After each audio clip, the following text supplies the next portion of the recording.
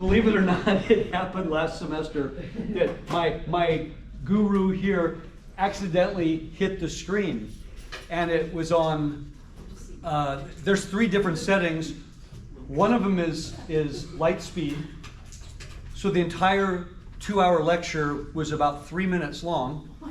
Oh, time yeah, lapse? and you can't, it's the time lapse.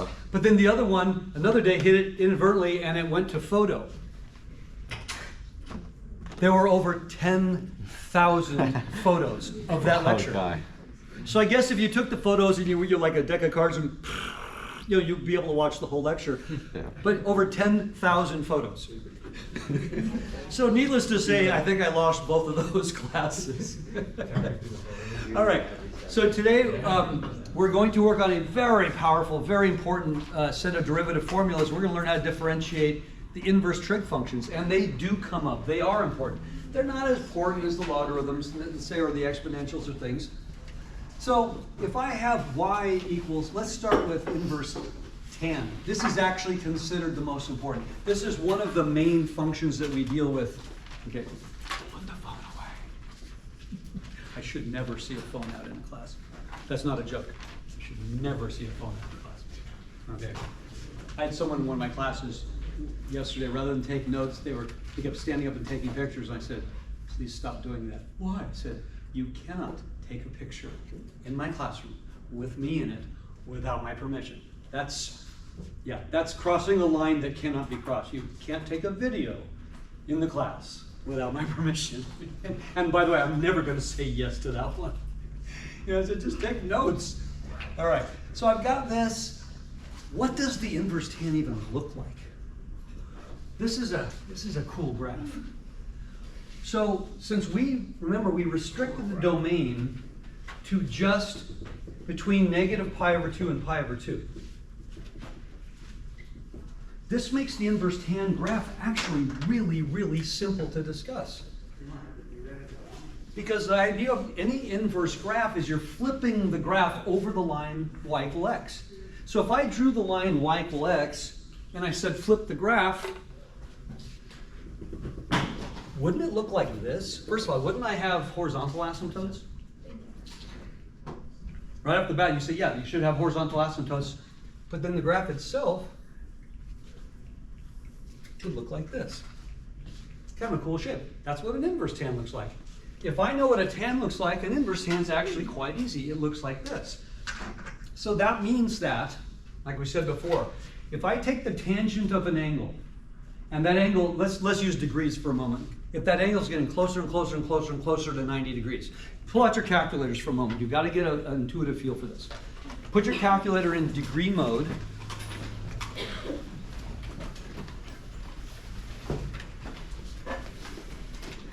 And let's take the tangent of, how about 89.999 degrees. That's not 90 degrees, but it's pretty darn close. What are you spitting out? 7,000? 57. Oh, 57-ish. I'll put ish. Would you say that's kind of big?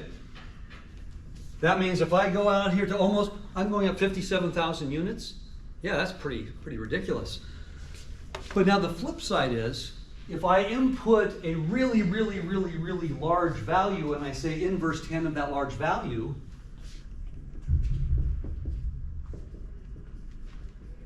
it should give me an angle very close to pi/2 or 90 degrees. So now let's go in reverse. Stay in degree mode, and now tell me the inverse tan. Let's put a really big number in. How about 1 million? 1 million is pretty big. Okay? Let's put inverse tan of 1 million. You're in degree mode. What does it say? 89.999. A lot of nines? Yeah. Isn't that cool? So in other words, this is a horizontal asymptote, just like these are vertical asymptotes. So this is to get a gut feel. Now tell me something else about the tangent function. Is it monotonic? You guys remember what that means? I taught it to you last day. Only goes up. Or So it only is it yes goes or one no? Is it direction. monotonic, yes or no? No. Actually, yeah, it would be because it's. Oh. What is monotonic? Mono, Always one direction. By the way, the mistake a lot of people think of is that means automatically always uphill. No, it could also be automatically downhill. So it means it's always uphill or it's always downhill. Would you say that's monotonic? Yes. Yes. So immediately that means its inverse must also be a function. Boom. And since this is always increasing, would you agree the slope of the tangent at every point here is positive? Yes. Isn't the derivative of the tangent function the secant squared? Yes. And that's always positive. Oh, okay, that makes sense. Now, how about the inverse tan? Is it monotonic? Yes. Yeah, that's, by the way, they go hand in hand. If the function's monotonic, its inverse is going to be monotonic also. So tell me about the derivatives of the inverse tan. What do you think they're going to look like? Always positive. Always positive. Yeah, that should make sense. Now, we don't know what it is yet, but does it seem reasonable to you that the derivative of this should always be positive, because this is always going uphill? If it turned around, that would be different. So I need to take the derivative. So let me ask you a question here. Is this true?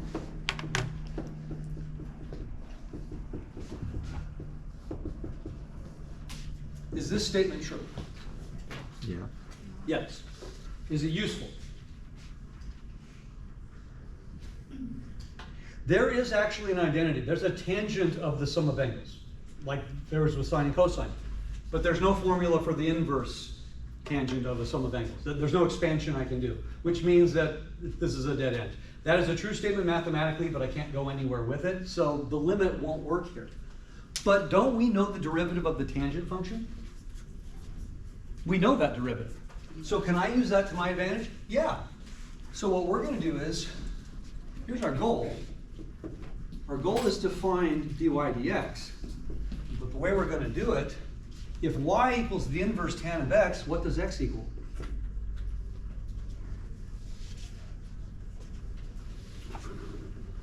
Not a whole lot of options here. Secant square. If y is the inverse tan of x, then x must be the tangent of y. That's what it means to be an inverse. Okay. It feels kind of backward, but that derivative should be simple to take. So now I want to differentiate both sides. I'm differentiating both sides with respect to x, not with respect to y. That would be very, very different if I did that. I'm differentiating with respect to x because that's the ultimate goal here. Well, all right, I'll do the left side. I'll do the left side. Okay. You guys ready to do the right side? Okay.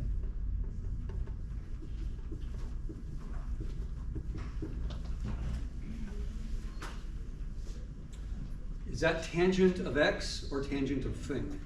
Tangent of thing. Tangent of thing. So the derivative would be Secant squared y of thing Times times dy the dx. derivative of thing. Oh, I needed to get a dy dx, and there it is right there. So would that be dy dx equals 1 over secant squared y? Exactly. And I can go better than that even. What's the reciprocal of secant squared? 1 over cosine squared. The reciprocal of secant squared. Oh. It'd be cosine squared Cosine y? squared. So what does dy dx equal? Cosine squared y? Beautiful. Oh, that was easy. So we just found that the derivative of the inverse tan of x is the cosine squared of y. Not quite what I want, is it? Don't we want something, well, x-ish right there? It's not really useful to me to say it's the function of y. Well, I could replace y with inverse tan, and now my answer is the cosine squared of inverse tan. Well, that's true, but again, that's even worse probably. Oh man, how am I going to do this? Well, let's draw a picture, shall we? Kind of what we did last day. Well, what is the picture that I want to draw? I want to draw a picture where x equals the tangent of y. So what's my angle in this case? Y is the angle. So draw me a picture, there, where the tangent of y is x. What goes where? Is this so? Is this ka? Or is this toa? This is very toa. So I need a 1. Sorry, I need an x. Will that work? Is the tangent of y equal to x at this point? So what goes here? 1 squared plus x squared? Would that work? Is that a correct Pythagorean theorem kind of thing? Yep. So, I need, my answer, by the way, is the cosine squared of y. This is what we did last day. What question? Does x have to be the one on the right, or could the one on the x be switched? Or Well, the tangent is this over this, so Oh, okay. if I switch them, I'd get a different answer. Yeah, Okay. I kind of have to have it in that order. Can you tell me the cosine of y? What's the cosine of y in this picture? 1 over square root 1. It's going to be 1 over the root. So this is 1 over the root. Oh, but I'm squaring it. Huh. What does that come out?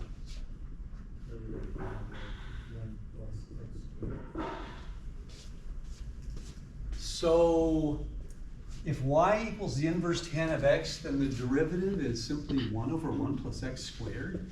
Yeah, it's rational. It's not triggish.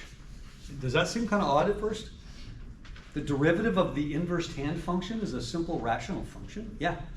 Yeah, this one's actually pretty important. Now, remember what we said a moment ago about the shape of the graph? We said the slope was always positive. Is this quantity always positive? What happens as x is getting bigger and bigger and bigger and bigger? What's happening to the size of this value? It's smaller, smaller, and approaching 0. What did the graph look like? It was approaching a horizontal asymptote. Does that agree with that? Yeah, actually it does. What if I go the other way? What if x is getting hugely negative? Isn't that still positive approaching 0? Which is the other end. So if you think about it, the shape of the graph, that matches it perfectly, doesn't it? Okay. Oh, by the way, what's happening when x is 0? My slope would be 1, which is exactly what the picture would have suggested anyway. So that's kind of cool. The derivative of the inverse tan is actually a really simple function. So let's go a step further. Because the first thing we always want to do is the chain rule. What if it's inverse tangent of a function?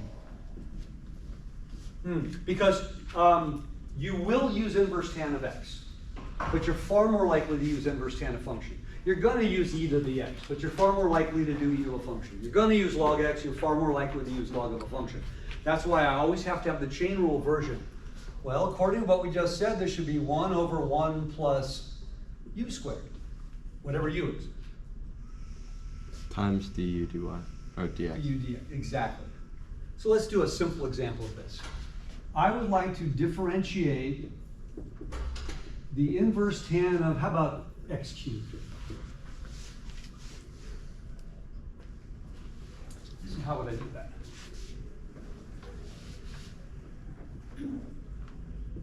That's how I would start. The inverse tan of thing, its derivative is 1 over 1 plus Times the square of 3x thing. squared. Times the derivative of x cubed, which is 3x squared. Can I write this as one quotient more conveniently? Yeah. Yeah, I should. So that would be 3x squared on top, and what would be on the bottom? 1 plus x to the 6th. Yeah. Now here's the kind of a tricky thing. I'm taking a derivative, I'm getting a rational function.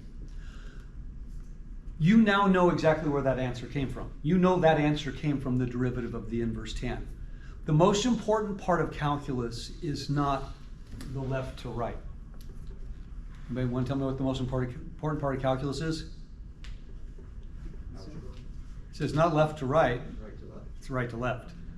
The most important part of calculus is starting from here and saying, what function did you differentiate to get me to this? And you will learn how to tell me it's this guy. That's actually the most important, but that's the dark side. That's, you know, this is called the derivative. That one was called the Integral. antiderivative. Or antiderivative. No, integral something. Yeah. They go together, but that's not what, yeah. The integral would be like saying, do the following operation. The antiderivative is the result. Okay. You take the integral and then get the antiderivative. Right. Okay. Yeah, so that, the left to right we have to master. In baby algebra, you guys learned all the rules of exponents, then you eventually learned about polynomials, you learned how to multiply polynomials, you learned how to manipulate things. Then you were given a polynomial and saying, what two polynomials did you multiply together to get this? That was called factoring. Much, much higher level of thinking. I don't care what level of math you are. If I give you two polynomials, you can multiply them out as long as you can count to 10. That doesn't require any math skill whatsoever. But giving you a polynomial and saying what polynomials multiplied out to get this is a way higher level of reasoning. Factoring is a much higher level. Going backwards is kind of the equivalent of factoring. Multiplying the polynomials is kind of the equivalent of taking the derivative. I can teach anybody at any level of math how to take a derivative, even if they don't know what it means. Just, if it looks like this, do this. There doesn't have to be understanding. The reverse, there has to be understanding, which is why we have to master our derivatives, because there's a lot of problems that look similar. And what I mean by, there's a lot of problems where I do everything right and the answer looks really, really similar. I'll give you a simple example of one. I would like, this is from last week, I would like you to differentiate the following. How about 1 plus x to the 6th power? I would like to differentiate this. Do we know how to do this? What's my denominator? 1 plus x to the 6. I can write 1 over times the derivative, or can I just stick the derivative in the numerator? Stick it in. Yeah, after you do a few problems, you realize I can just put the derivative in the numerator. And what's the derivative? Okay, well that was easy enough. The derivative of the log of that thing is some simple rational function with that denominator. You notice anything about these two problems? They're not the same, but do they look similar? Yes. Logarithms and inverse tans don't really have any crossover. They're quite different things that they don't collide. But look at the answer to that question, look at the answer to this question. They have the same denominator and they're both rational functions. There's a lot of similarities.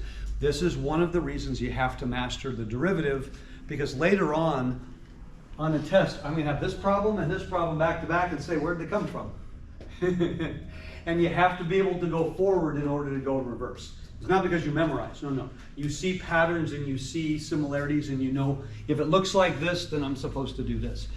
But there's a simple example of things that look really similar in the end, but they came from very different places. Okay, so inverse tan is actually quite friendly to work with. It's one of the friendlier functions. The other trig functions aren't as friendly. They're less friendly to us. But the inverse tan, and it's by far the most used of the inverse trig functions. Okay? Let's do another one. I've got y equals the inverse tan of, how about the natural log of x? Oops, sorry. Inverse tan of the natural log of x. Too many x's in there.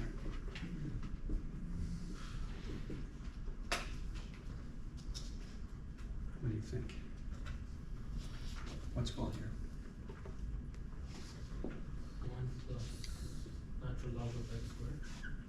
Is it natural log of x squared? Or the whole thing squared. How do I write that? It's not a trick question. How do I write? Anybody know? Parentheses. Parentheses? Got to use parentheses, yeah. If I don't use parentheses, I'm putting the square on the x and not on the log. So I got to use parentheses. But they're just making sure. I was gonna say, could we do 1x is 1 over x? But that's the derivative. That's the derivative. That's, by the way, that's the next thing. So, what goes here? Times the derivative of thing. Which is 1 over x. 1 over x. Beautiful. I could have put the 1 over x on top, and then that requires extra steps. So, is what I have a correct statement? Is this a correct statement? Mm-hmm. Yes. Is it a finished statement? No. Why not? That's not an obvious question, I don't think. Why is it not finished? It's not simplified. I want you to do the following. You got, this is the answer to the question. Can this be improved upon? Yeah, 1 over 2x. Yeah. Why is that better? One quotient versus Two. the product of quotients, two quotients. Oh, I have the product of two quotients. Can I write that as one quotient? Mm-hmm. If I can, then that's considered a better answer. Well, I'll get the numerator. Okay. How do we write the denominator? X plus X times. We could just leave the I x think factored we'd rather out. in a factored form though. That would be a better So answer. it'd just be x times, in brackets, 1 plus, in parentheses, log x, and then square that. Beautiful. That's probably the best we could do. Could I write the x on the far side? Yeah. Yeah, I think most of us just like it in front. The question has come up before, brackets versus parentheses. Here's a perfect example of when to use brackets and parentheses. Because I had parentheses around these guys, could I put parentheses on the outside? Yes. But what's the problem? When I start seeing parentheses followed by parentheses, embedded parentheses can be difficult to read. And when I'm doing them on a calculator or a computer, the most common error imaginable is when I don't have as many open as I do closed. When you're going all parentheses, sometimes they don't match. So I like to alternate parentheses, brackets. If I needed more, then the next things would be parentheses. Then it's much easier to tell when you've opened and closed them. And then when you're doing them on a computer, or you're doing them on your calculator, you can see them. Because you did everything right and you get an error message. Well, it's because you forgot to close the last one, let's say. Right? You have one too many on the left versus the right. So this is a perfect answer. Was it hard? No, but I have to now follow a very, very specific formula. So a derivative of inverse tan looks like that. And no matter what the argument is, I'm going to run over 1 plus the argument squared. If the argument is not an x, then I need to multiply by its derivative. If it is an x, then the chain rule factor is 1, and I can ignore it. Right? Let's do inverse sine now. My goal is to find the derivative. And now we realize we can't do it using limits, so we will do it using implicit differentiation. So x equals the sine of y is how we're going to start the problem. Okay? So I'm going to differentiate both sides with respect to x. That's actually quite important. So when I do that, I really like the left side. I'm a big fan of the left side. Because what's the left side? 1. 1. And the right side is, I'm differentiating the sine of thing. Cosine y times dy dx. Okay. So would it be correct to say that dy dx equals the secant of y? A good rule of thumb, be very comfortable with reciprocals of trig functions. Be very comfortable going back and forth. Tangent and its reciprocal is cotangent. Secant is reciprocal as cosine, right? Sine is reciprocal as cosecant. Be very comfortable because you never give an answer where you have a trig function in the denominator because its reciprocal is a trig function. So I would never answer a question, my answer is 1 over sine or 1 over cosine or 1 over tangent because that's just a trig function. But a lot of times we lack comfort. We know what it is. This problem is going to be much easier to deal with if I write it like this. Now I need the picture. The picture is not coming from the derivative. The picture is coming from this statement here, that x equals the sine of y. This is not helpful for the picture. X equals the sine of y. So what's the sine? So X is vertical. So how about x and 1. 1? Would that work? Yep. By the way, anything you wrote that produces a ratio of x would work, so make it the simplest ratio possible. Now, let's go in here. Root of 1 squared minus x squared, so 1 minus x squared. Beautiful. Do you all agree with that? That's the answer. The square root of 1 minus x squared. Pythagorean theorem. So now, cosine is this over this, so secant is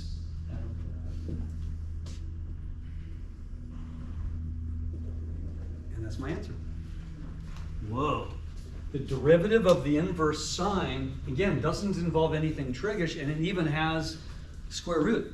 So I'm going to draw a picture in a moment because I want the answer to make sense to us. We know it's right, but we want to get a feel. We want to be able to compare it to what the graphs actually look like. So y equals the inverse sine of x. dy dx is 1 over the square root of 1 plus x squared. What if y is the inverse sine of u of x? Then dy dx is 1 minus u squared, and then as always, that guy. Now, let's consider the sine function.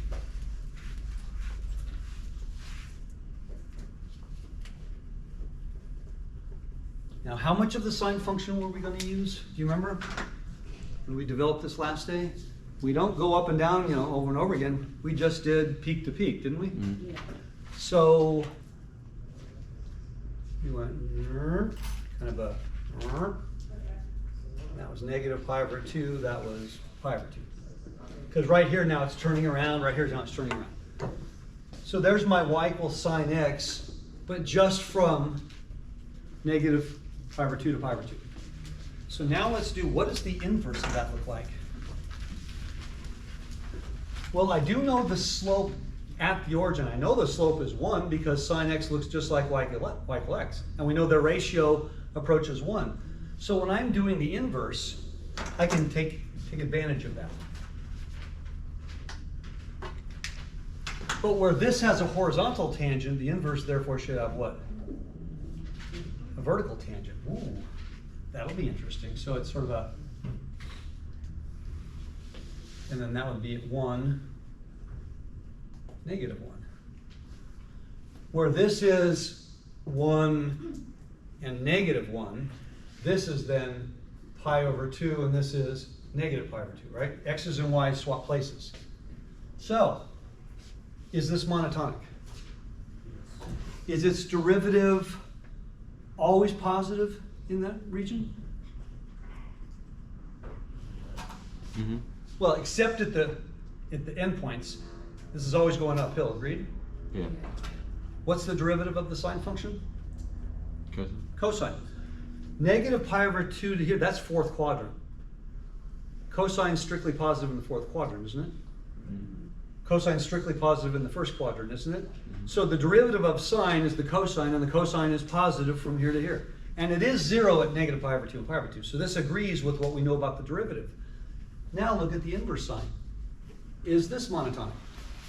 Yeah. Are the derivatives here always positive? Mm-hmm. What is the range of values that x can be? Well, for the inverse sine, x had to stay between negative 1 and 1. So if I use x values between negative 1 and 1, isn't that always going to be positive inside the square root? Now, but what about at 1 and at negative 1? That would give me a 0 in the denominator. That would mean that my tangent line is vertical. Isn't that what we just said? Yeah. Vertical tangent at the endpoints? So that, again, that matches perfectly. That's exactly what it's supposed to look like. So now, let's do an example of using the inverse sine.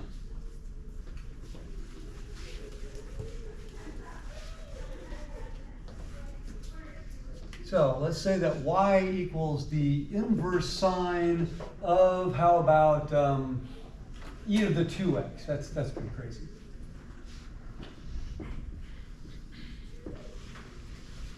Okay. So inverse sine of thing. Here, I'll do my part. What goes here? 1 minus e2x squared. And the derivative of e2x.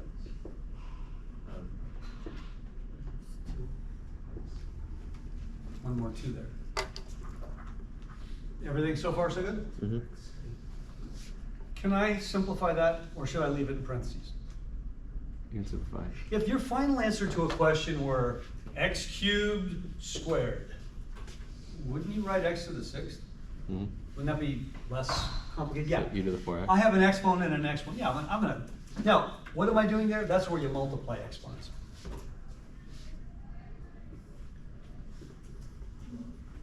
Now, what about on top? Can I go ahead and put this on top? Mm-hmm. So how about 2e to the 2x? Can I cancel any of the e's? No, that 1 minus makes it. So I'm done. That's it. That quantity, x is going to have a very narrow range of values because 1 minus e to the 4x has to stay positive, doesn't it? We're not going to have any imaginary numbers in our answer. So that's it. Yeah, CC. Would you ever ask us to derive the, or like prove? No, you want to understand where it came from because everything we're doing kind of piggybacks on previous results. What was last day's class, the second half? We were doing inverse trig functions, but we weren't doing derivatives. We were doing, the tangent of the inverse sine of, and then we were throwing variables in there. Why was I doing that? Because how the heck would we have gotten this answer if we didn't know that? Oh, that's exactly what we just did last day. We did the exact same problem. We threw variables in there and then figured out what the other trig functions were. The difference is I don't need all 6 trig functions. I only need 1. I need the secant of y. But what if I needed the tangent of y and the cosecant of y and so on? Wouldn't I be using this picture over and over and over again? Yeah, I only need that one, but it's the same exact process. And so that's kind of clean. You say, okay, it's simple. It is not uncommon that what we did last day, there was no calculus last day, but it's not uncommon that we have to manipulate things like that to do trig functions of inverse trig functions, of things involving variables, to get some function that I might differentiate later on. And we want to know that everything we said was perfect. All right, we're going to do one more for now. And it's not the one you're thinking of. Inverse secant.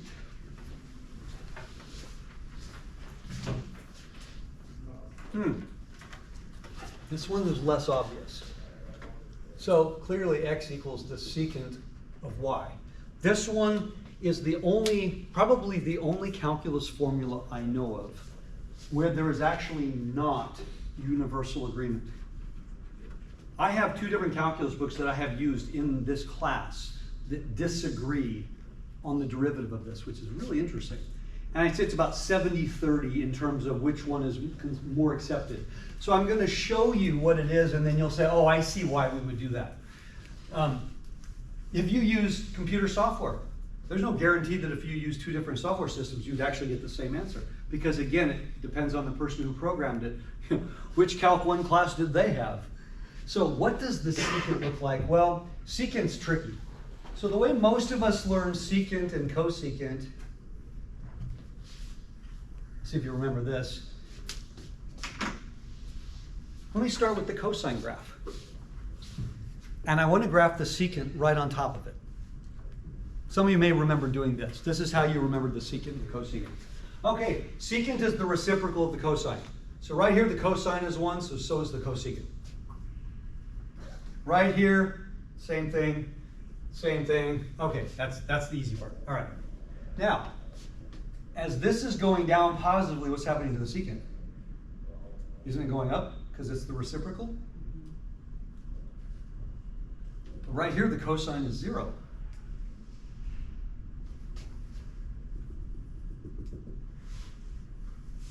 Has to look like that, doesn't it? As the cosine is getting closer to 0, secant's growing without bound, and right here I have a vertical asymptote. Okay. Because I cannot take the cosine, excuse me, I can't take the reciprocal of 0. All right.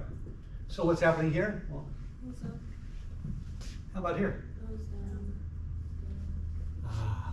It's a series. Now, how many remember doing something like this somewhere in your life? Yeah, there's really no other way to do this and have it make any sense. You don't take a table and start plotting points and connecting the dots. There's no understanding. But by simply looking at the graph, go, oh, okay, I just went the reciprocals. Now, here's the tricky part. I need this to be monotonic. This is the secant graph, not the inverse. I need the secant graph to be monotonic, just like we did with the sine, cosine, and tangent. We took a section of the graph that was always uphill or always downhill. In those cases, it was always uphill. That would carve out every possible y value. So should I just pick this piece? Yeah. No, because Why it's not? monotonic. Because it Goes down turned for the around. first half, No, like, it turned around. so- So what if I pick half of this piece? Would that be better? Yes. Do you want to pick the half that's to the right of 0 or to the left of 0? The right. Probably to the right, because then I'm dealing with positive numbers. Okay. But isn't half this graph below the x-axis? Mhm. So I now need to figure out a different half. So I could take that piece. I could take that piece. I could take that piece. I could take that piece. Here's where textbooks tend to disagree, which piece to take. To me, it's a no-brainer. The one. To take this piece. You know why? Because now the whole thing is between here and here. That's 0 to pi, by the way. And what interval did we use for inverse cosine? For cosine, we used 0 to pi. We used the interval from 0 to pi to make sure that the cosine was monotonic, that we got one piece. Remember? Well, it's right here. We used that piece for the cosine. So doesn't it make sense that we use the same piece for its reciprocal? Yeah, except that it's not defined at pi over 2, but we're still going to restrict the domain from here to here. There are textbooks that differ on this. They will use a different second piece, and I think this makes the most sense. But some textbooks will actually use this piece, which now creates a gap, and to me that makes no sense. Right? Or some textbooks will actually use, actually I don't even know what they use. I ignore those textbooks. Okay? So if we restrict the domain to be this, now this is always going uphill, isn't it? It's now monotonic. Tell me about the slope. The slope of this is always positive. Isn't the slope of secant tangent? And the secant and tangent in that interval will be, they'll be positive. So now, going back to here, this is important that I understand. I'm not interested in what the graph of the inverse looks like, but if I flip that over, it's going to be sideways stuff. That's more helpful for the inverse tan than anything else. So let's work on this now.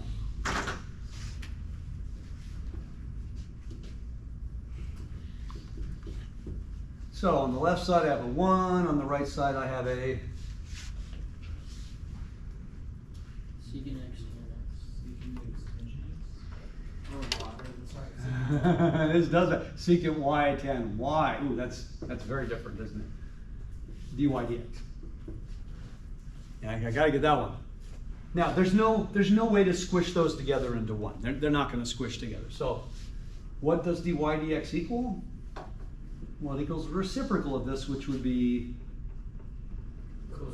cosine times cotan. I want it in that form because it will make it easier to express a final answer. Okay?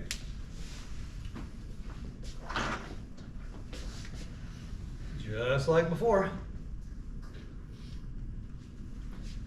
I need a picture where the secant of y equals x. Well, cosine is this over this, so secant is this over this. Will that work? Mm-hmm. So what goes here? 1 minus x squared. Root of 1 minus. How about x squared minus 1? Oh yeah. Yeah. So far so good? Could I have been in a different quadrant?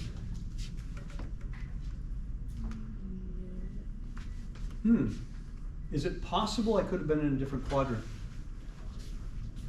This is first quadrant, this is second quadrant. So is it possible my picture could look like that? It is, and I'm going to draw it just, I didn't need to in the others because it didn't matter. Different color here. That's still a 1, and that's still an x squared minus 1. But if x is a positive number, then technically what would that be? Negative. That would be the negative of x, wouldn't it? Or would it be? That's the question. Well, I'll leave it as x for now. I think it's the hypotenuse. I still need it to be x. But it's a little bit ambiguous right now. Let's leave it there for a moment. Yeah. Is it because it's squared it really doesn't matter that much? It doesn't matter here, but it does matter if this guy shows up in the answer, and that's where it gets a little bit tricky. So I want you to hold on, because this is the only one of the inverse trig-ish stuff that's just a little bit weird. It's a little bit weird. So we now need to replace this. So going back to my picture, if x equals the secant of y, we agree this picture is good. So now what I want to do is the cosine and the cotangent. All right? The cosine would be clearly 1 over x. And what would the cotangent be?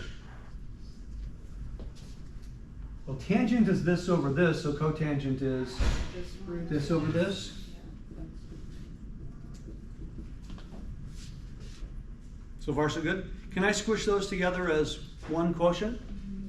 Yeah, that would look prettier. Now,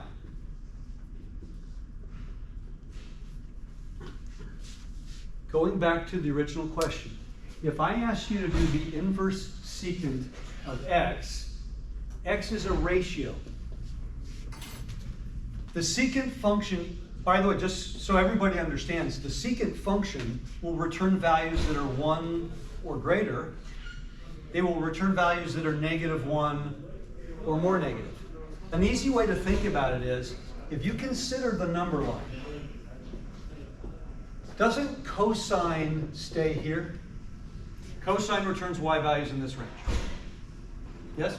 Yes. If I remove this from this, then I would get -infinity to -1, 1 to infinity. This is what the secant returns. This is what the cosine returns. Because the reciprocal of numbers between -1 and 1 are going to be large. But they could be positive or negative. Okay, I'm showing you this to make sure you understand that if I ask the inverse secant of a positive number, I should get back an angle that is in the first quadrant. If I ask the inverse secant of a negative number, I should get back an angle that's in the second quadrant. But the inverse secant of a negative value means that x is going to be negative how often? Exactly how often? Exactly how often? Half the time. I don't think it's as confusing. Because the secant function is going to return a positive value exactly half the time and negative exactly half the time. So why is that a big deal that x is negative? Didn't we just agree that these slopes are always positive? yes. Tell me about this answer of x is a negative number. Won't that value be negative? Ooh. If this is going to be positive no matter what x is, and x can be negative half the time, how do we fix that? There is one tool and one tool only that you already know. I'll give you a hint. Absolute value. Absolute value. That's why I said this is the only one that's a little bit wonky. It has to be an absolute value because there's no other way to ensure that that value stays positive. I need that value to stay positive, but that value was going to be negative exactly half the time. Most of your calculus, you actually can do inverse secant, inverse cosecant, and inverse cotangent, but you have to know how to ask the question on your cheap calculator. It's okay, I don't need you to do that, but you can actually ask the question. But if you ask the question inverse secant of some negative number, it's going to give you the right answer. But I need the slopes to be right. So this is the one exception. Now here's the nice thing about this. Yes, there's an absolute value there, but often it doesn't matter because often it's the case that the thing you used was strictly positive anyway. So I'll take it a step further. Okay? If y equals the inverse secant of u, okay? dy dx equals 1 over the absolute value of u times the root of u squared minus 1 times du dx. Now, what if the u I'm dealing with is strictly positive, which by the way, it will be often. It will often be the case. For example, what if my u is e to the x? You know, something like that. It's often the case that you start by putting the absolute value and then you remove it later because it doesn't matter. But if it does matter, you can't remove it. You got to leave it there. Okay? If removing it gives you potentially a negative answer, then you got to leave it there. So let's do a simple example of a couple versions of this. This is the trickiest of all of them. In fact, might be the only derivative formula I think in general that's a little on the tricky side. Because it's the only derivative formula that involves an absolute value. All right, y equals the inverse secant of e to the x. So dy dx equals absolute value of e to the x times e to the x quantity squared minus 1, and then times the derivative of e to the x. Well, that's easy enough. Isn't that just e to the x? Yeah. What's the absolute value of e to the x? Yeah. E to the x, because e to the x is strictly positive. You don't leave an absolute value on a strictly positive value.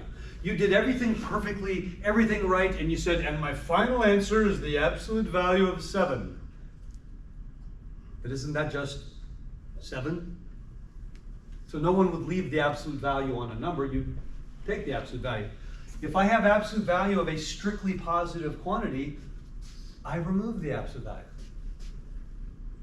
Now, this is an interesting process. This is the only function. This is the only function that you're going to find in general that you might be able to cancel. Can I cancel here? Mm-hmm. Yeah.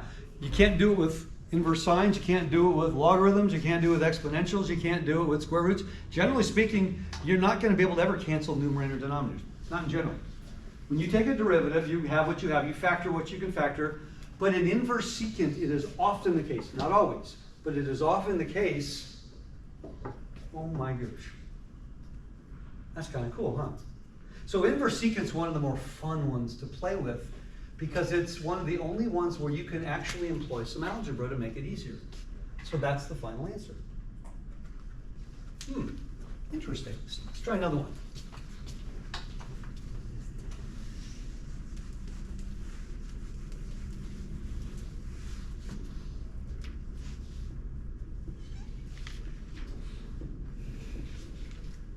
X cubed. Can this x be negative? Is it legal for this x to be negative? Yes. I'm not going to worry about it until the end of the problem. But I have to keep in mind if that x is negative, it might matter. Does it matter if that x was negative? No, because e to the x was always positive. But this argument is going to be negative exactly half the time. So, dy dx.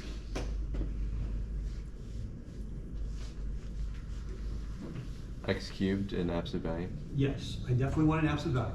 And then x 1 to the 6th minus 1. Can I go ahead and just put the derivative here? Yep, 3x squared. What's the derivative? 3x squared.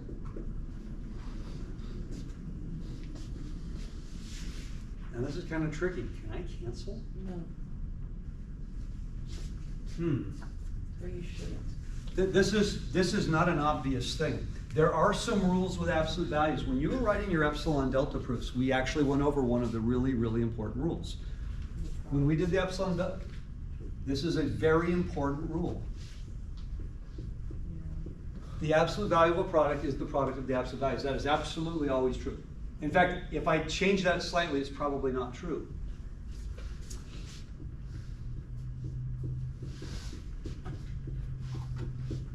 True or false?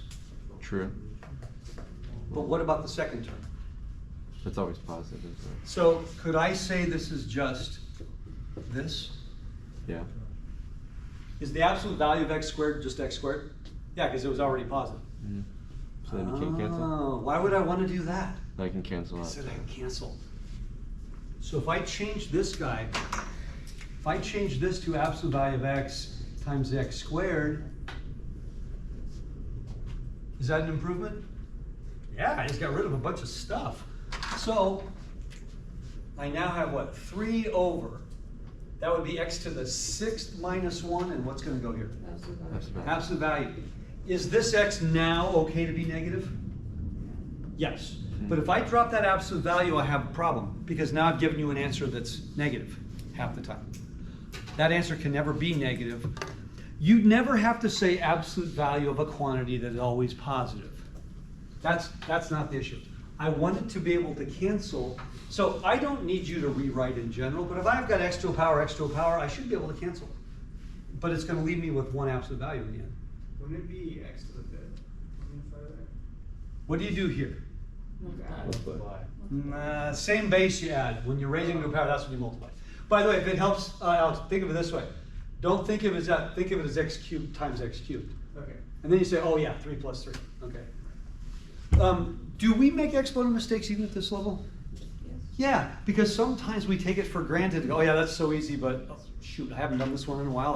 Now I can't remember what the rule is, and so it's always okay to tweak it. So I've got x cubed raised to a power, and I can't remember what to do with those. Then write it as x cubed times x cubed, and I know you know what to do with those. And then you'll ensure you got the right answer. Because even calculus folk, Now, we sometimes mess up the exponents. Yeah, it happens. What are you gonna do? Okay, so let's keep going. Now let's expand this a little bit. Because some of the kinds of questions we're gonna see. For example, I'm gonna write this way. I wanna differentiate the inverse tangent of 4x minus 3. My argument's not very complicated, but it might make the algebra just a little bit messy. What do you think? All right, I'll do my part. Okay. What goes here? Squared. Wait, no, not squared. All of that squared.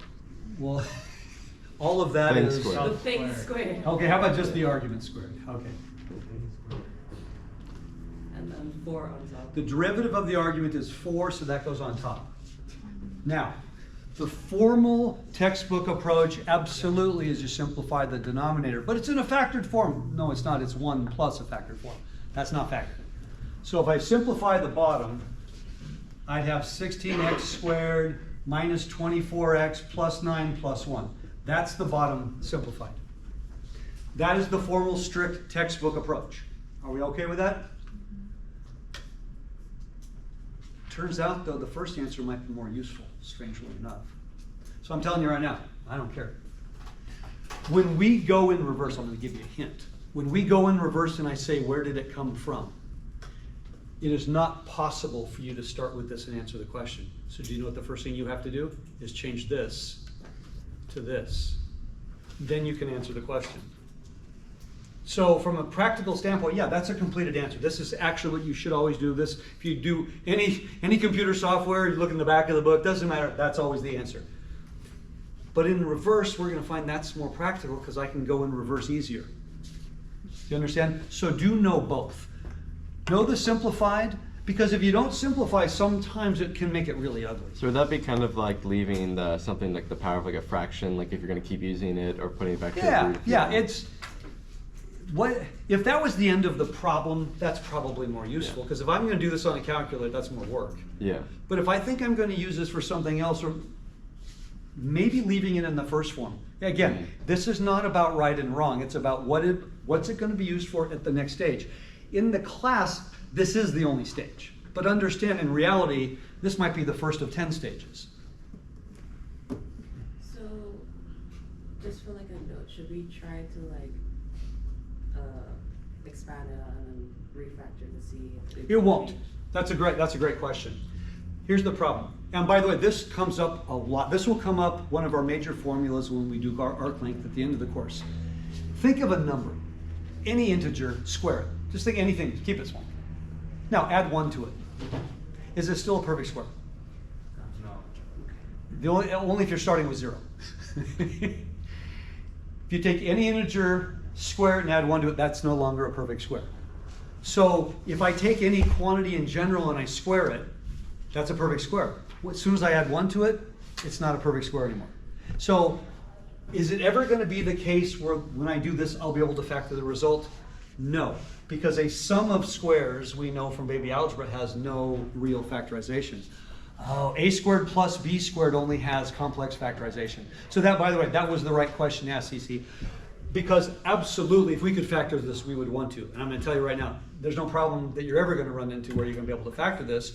So if I get this, I'm walking away. But the first one, when I go backwards, is where my goal is in general. So people will always tell you the second one is finished, and it is. But I want to be able to seamlessly go back and forth. I need to know where they came from. Inverse secant is not as common as inverse sine, and that's not nearly as common as inverse tan. But inverse secant is probably the funnest one to work with because it's the only one that we can often simplify. We can often manipulate numerator and denominator and cancel stuff. None of the other ones are going to be able to cancel stuff. All right, let's do another one. I want to do, how about, I want to differentiate the natural log of, how about, I'll keep this relatively simple. Let's do x squared plus 6x plus 25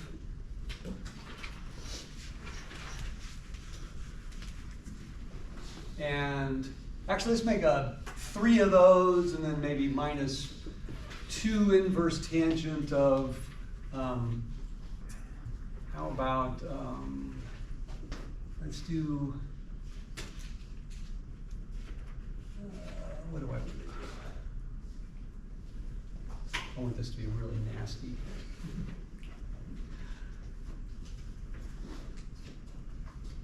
And we'll do, there we go. I think that would be, does that look nasty enough? Yeah, okay. And the reason I'm doing this is not for any result that's important. In Calc 2, you're going to learn what are called methods of integration. You're going to know every way of doing an antiderivative in this class. By every derivative formula we have, you're going to be able to go in reverse. You're going to learn every one. For every problem that exists where you can go back in one step. The vast majority of the problems are not that simple. So then we learn techniques. And one of the most common combinations we find is really strange is that inverse tan and natural log often show up together. Do you remember a moment ago when I did 2 different derivatives that looked really similar? It's because their derivatives often, not always, but often look similar. So when we're doing problems, they often show up together. And it's strange because they don't seem to have anything to do with each other. So I'm just randomly making up a problem where they might show up together, who knows? Okay, so let's see if we can do this one from beginning to end. Let's take our time because the logarithm is the most important one of all. And hopefully that's not terrible. So, what's going down here? X squared plus 6x plus 25. Beautiful. What's going up here? On the top, it's 3 times 2x plus 6. Oh, you guys are sharp. Okay, is everybody cool with that? By the way, am I done with that term? Yeah. We'll distribute later, but am I done with the derivative part? You made faces. You don't like that? I'm going to give you a hint. If you did anything else, you probably didn't do it correctly. But shouldn't it take more steps? No. That's exactly how many steps. Put the denominator, put your argument in the denominator, and put its derivative on top, and then you're done. Now, am I going to distribute at some point? Of course I am. I don't need to do it yet, but I definitely want to distribute at some point. Is this going to have a denominator? Yes. Yeah, because that's my argument. Oh, so what's my denominator going to look like? 1 plus the square of x plus 3. Ugh, yuck. And what's my numerator going to look like? 1. Well, what's the derivative of this? That's easy. 1/4. 1/4. Oh, it's a 4. Just a 4. Wait, what did you think it was? A 6. Oh, it's a 6. No, that's a 6. That's not one thing I've been accused of, is my 4s and 6s. Well, the one up top is Yeah. a little to the side. Yeah, that's why I So thought it looks like you did a 6, and when you went to loop, you did a really small loop. You guys could find anything there, bet you, right? Okay, the left side I'm pretty good with. The right side is just, yeah, terrible. Well, no matter what happens on the left side, remember, I cannot leave the fraction in the denominator, can I? So, can I do something right off the bat to make this easier? Yes. Before I even multiply things out? Yes. What can I do? Yeah. 4 squared. Minus. So what do you want to put here and here? 4. Multiply everything throughout by the reciprocal. I don't want fractions. There's only one number I can use. 4 over 16. How about 16? That's a good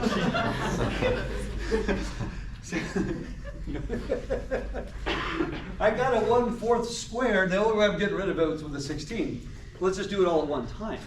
Now, like that. Okay, when I multiply, what do I have here? That'll be 16 plus, That's. will it just be that now? Yes. Everybody okay with that? Would you say that's now a lot better than it was a moment ago? Amazing. I think we all agree that's better. Okay. Okay, what's that new denominator now? Let's clean up the top. it's 6x plus 6 over big icky, well, no, it's just a simple Maybe point. 6x plus 18. No, he's doing the first. That's the first one. First side. Yeah, the first side. Oh, thank you, 18, thank you, 18. And then the next one's gonna be minus 8. All right, so what's this denominator gonna be? Well, that's gonna be x squared plus 6x plus 9. So this denominator is gonna be, X squared plus 6x plus 25. Wow. huh. You don't suppose that this is just gonna be 6x plus 10, do you? Yeah. That's crazy. This is going to be one of the more common problems we run into, but not from left to right. This is like lecture 6 of Calc 2. You're gonna learn how to start with this. I don't know. Everybody in this room is gonna start with this and tell me it came from these. That's what's called methods of integration. There's not a formula, there's no formula. It's 100% technique, but it's by recognizing patterns and things that happen. Remember I said earlier, inverse tan and natural log often look similar because they both produce rational functions. So I just happened to make up a problem where the denominators in the end were going to be the same. How did I know this? I just absolutely lucky guess. Yeah, because I can go in reverse pretty quick. So this to that is our goal next semester. That to this is our goal this semester. That's really the big difference. We have to go left to right flawlessly, seamlessly, and effortlessly, and that requires practice. That does not require any form of memorization. Oh my gosh. Yeah. People say, should I memorize all my derivatives? Not this semester. Do you have to know them all at some point? Yes. Yeah, you're sitting in the, oh, I hate to tell you this, guys, but you're sitting in the physics class, okay? My son is taking 195, and they do derivatives all the time, but he's already gone through the calculus. And he says it's the deer in the headlights. Often the people in the class are like, how did you get that? And the instructor's like, you guys have already had calculus. You absolutely have to know this inside and out. There can't even be a question, what is the derivative? That's not mean, that's the prerequisite for the course, is that you've had Calc 1. If you can't master every form of derivative that comes up, then you probably shouldn't have passed Calc 1, because that is the minimal expectation, is a mastery of derivatives. The antiderivatives are a higher order of reasoning, not the derivatives. So that's why we mastered them through repetition, not through memorization. But you have now got, oh my gosh, where are we? Around 15 formulas now? Maybe more? You got a lot of formulas. There aren't that many left. You, by the way, in about another week, you will know how to differentiate every formula, or excuse me, every function that actually exists. That's a function of one variable.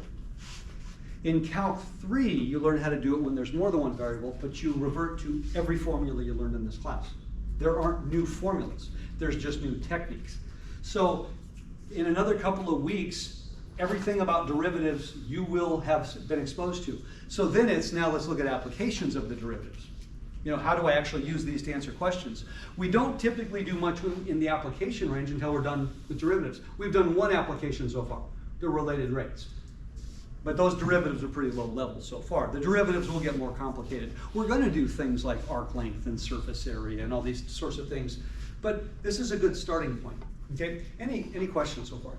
Yes? Just a simple question, like at the very end, should I put, for notation wise, should I just put d over dx? Or since Well, I didn't actually call it y equals. Oh, right. So I said the derivative of this is all of this. Okay. Let's back up. What if I had said y equals this stuff? Then at this point you would have said dy dx equals this. Now, that's a good question. I just did a bazillion steps, and now you're looking at the answer, and there was a trail of equal signs that went, 3 pages ago. It's never a bad idea to kind of re-identify what is this again? Is it the case sometimes where you take your original function and you tweak it, manipulate it, and change it all over the place, and then you take a derivative? Is that sometimes the case? When would I ever do that? I'll give you a hint. Logarithms. The majority of all logarithm derivatives you're going to manipulate before you ever take a derivative, if you're wise. I've got y equals the natural log of 1 over the cube root of 3x squared minus 4 to the 4th power. and I want to take the derivative of this.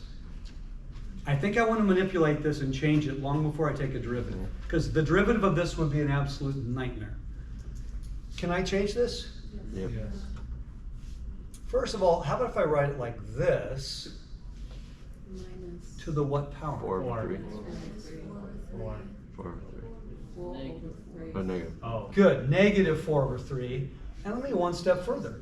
How about if I write it like this? Do you like that?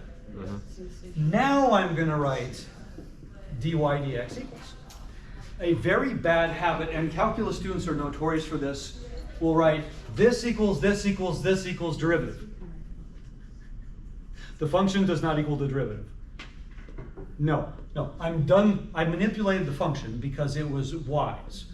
Now I'm going to take the derivative. Completely separate steps. Okay? If this was an English paper, that'd be period, new sentence kind of thing. But now I'm going to do the derivative, and it's what? Negative 4/3. 6x. So now can I finish this? Yeah. Negative 8x, 3x squared minus 4. This is all the calculus I performed. I did one step of algebra to simplify. But because I did this first, this was actually pretty simple.